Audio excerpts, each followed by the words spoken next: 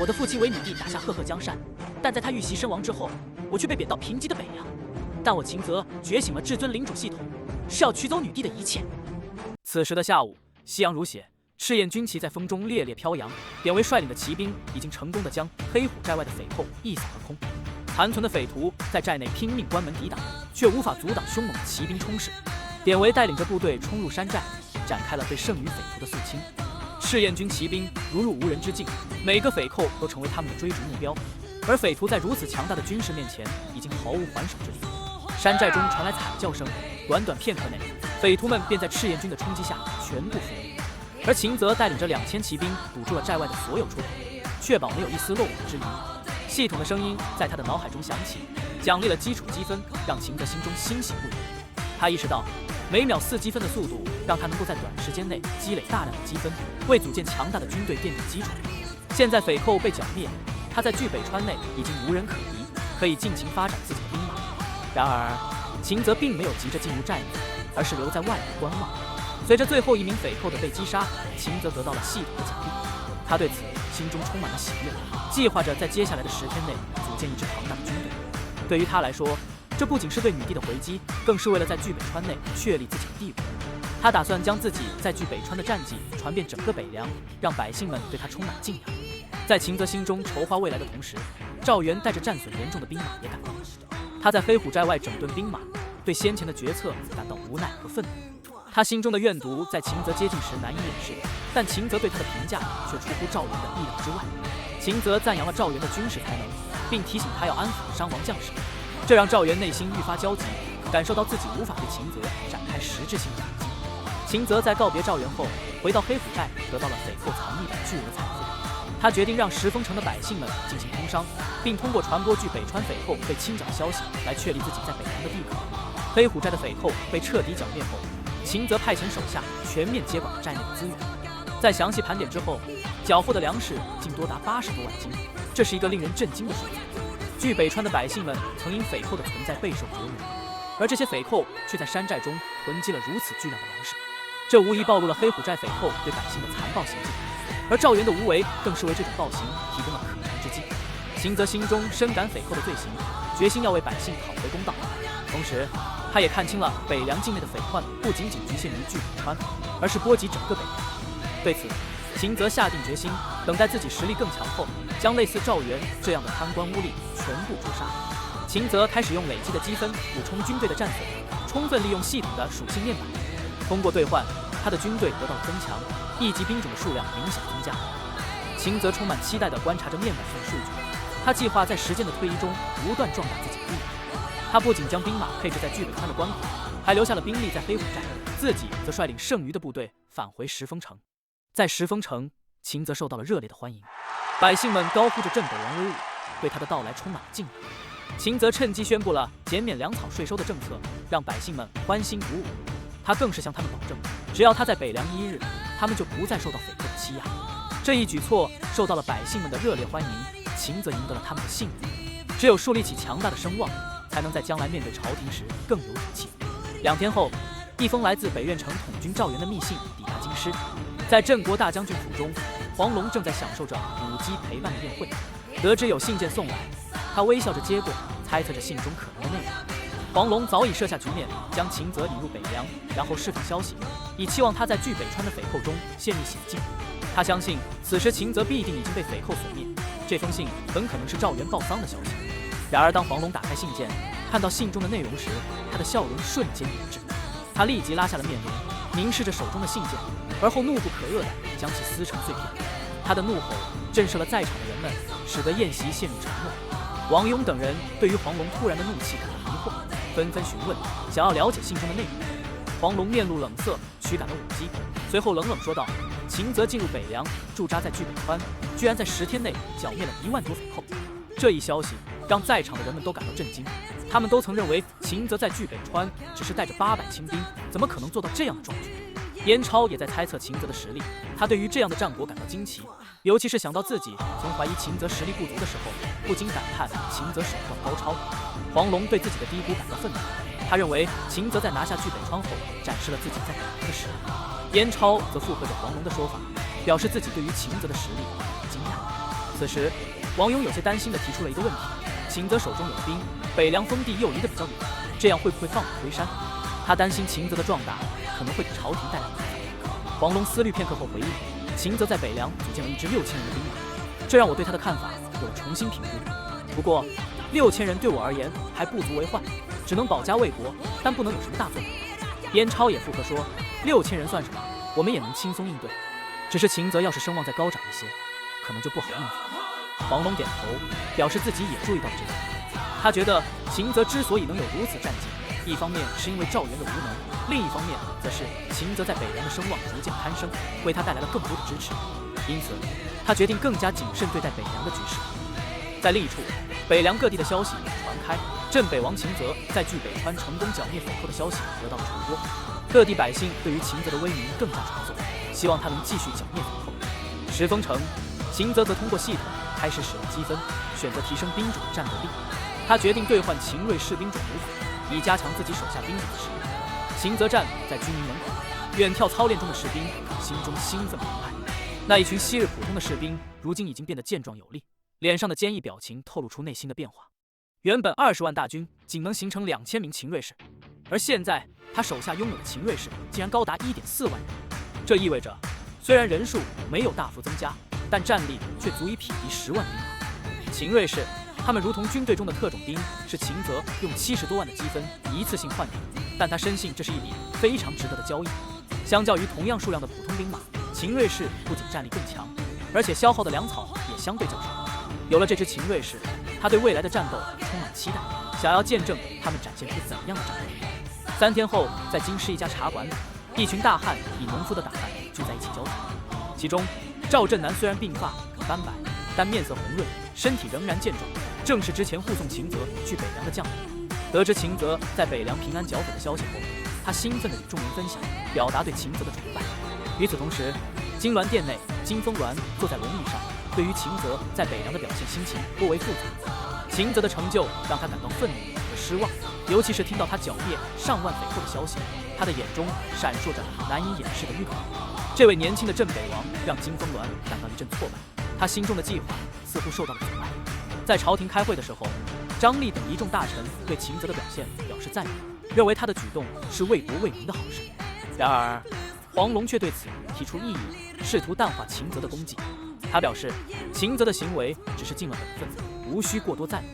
这引起了一些大臣的不满，尤其是张力，他坚持认为秦泽的功绩值得赞扬。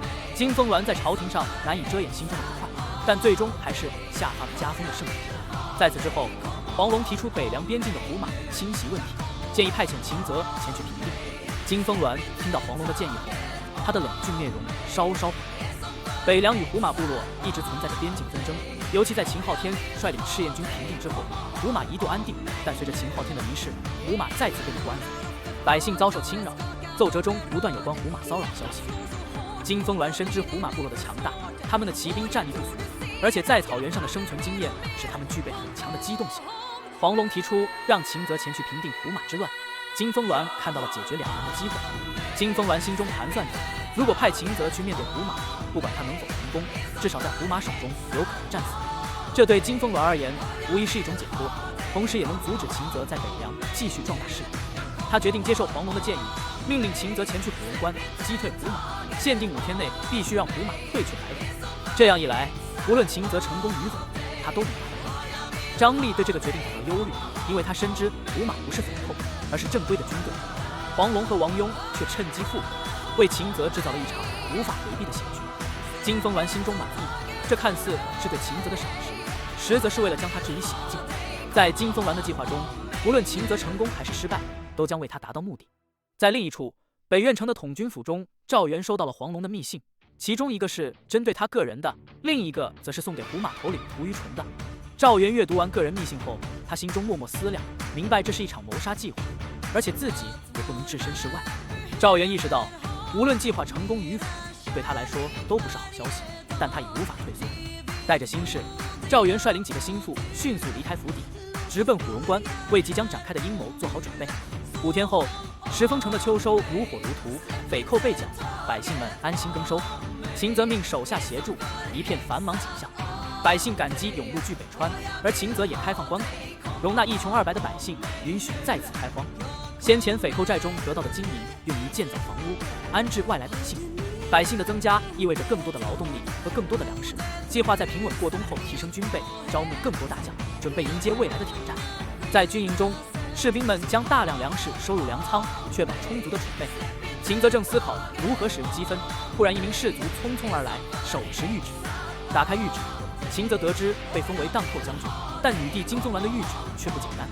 他被命令在5天内平定虎荣关的胡马之乱，限期击退白虎。秦则明白金宗鸾的用心，但他决定善用这次机会，争取更多的积分。秦则认为，平定胡马不仅能获取更多积分，还能占领北户草原，提供更多资源和地盘。他计划彻底歼灭胡马，拿下整片草原，为将来的战争做好准备。典韦提出对胡马的战略和兵力不足的问题，但秦则已经做好决定，要在短时间内集结足够的兵力和资源。秦则查看属性面板，积分已达2764004。他迅速在系统商城中兑换了1万骑兵和1万虎豹骑兵种模板，以备对付胡马。在北凉边境的草原上，秦则眺望着列队整齐的1万虎豹骑，心中激动不已。这支虎豹骑是当初曹操麾下的精锐，战力之强令人心惊。秦则决定将他们带领出征，平定胡马之乱。而在将领的选择上，他毫不犹豫地选择了霍去病。这位年轻而威名远扬的将军，以梅花枪闻名于世，曾在沙场上立下赫赫战功。夜幕降临，秦则与霍去病一同商议出征计划。北凉边境深受异族胡马侵袭之苦，而这1万虎豹骑将成为他们制胜的利器。秦则决定只带一部分兵力前去虎荣关，留下典韦统领9000秦锐士在据北川中防守。霍去病建议只携带3天口粮，秦则信任他的经验，毅然听从建议。随着夜幕降临，秦则的将士们整理好武器装备，准备在第2天一早出发。漫天繁星下，北户草原上的北湖军营中篝火熊熊，战士们沐浴在狂欢的氛围中。其中一座帐篷内，北湖头领屠于纯正与手下将领痛饮欢笑，而赵元则试图通过外交手段达成某项协议。赵元向屠于纯敬酒，表达出诚意。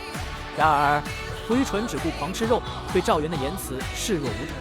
赵元心中不悦，但仍微笑着询问屠于纯是否愿意答应。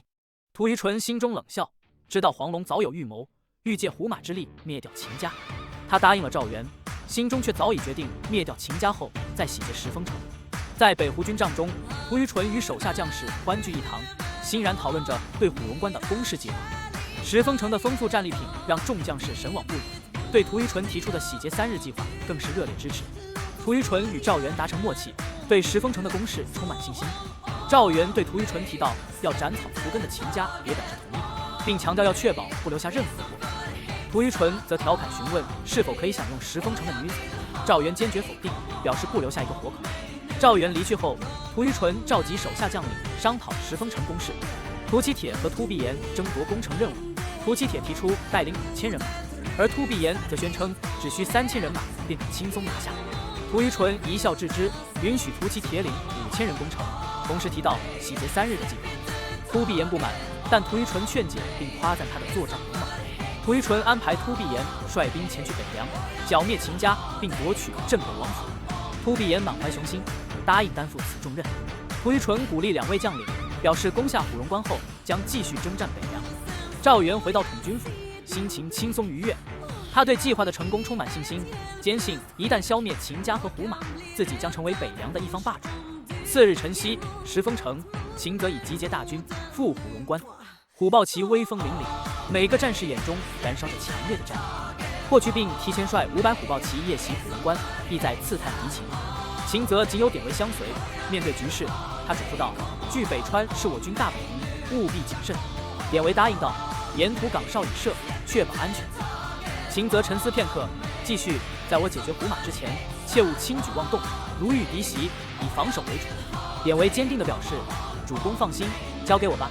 赶来据北川者，绝不让其轻易离开。”秦则满意地拍了拍典韦的肩膀，随即带领大军离开石峰城。镇北王兵发虎荣关，平定胡马之乱的消息迅速传遍北凉，百姓期盼秦则的到来，尤其是虎荣关附近的居民。然而，虎荣关城头仅有几名守关士兵，领将无意软弱无能。胡马部队毫不费力地进入关城，无意不敢阻拦，只能睁一只眼闭一只眼。东家木领兵入关，嚣张地宣布：“识相的赶紧开门，否则老子就破门而入。士兵纷纷开启城门，百姓紧闭家门。东家木一行轻松进城，街头冷清，房屋紧闭。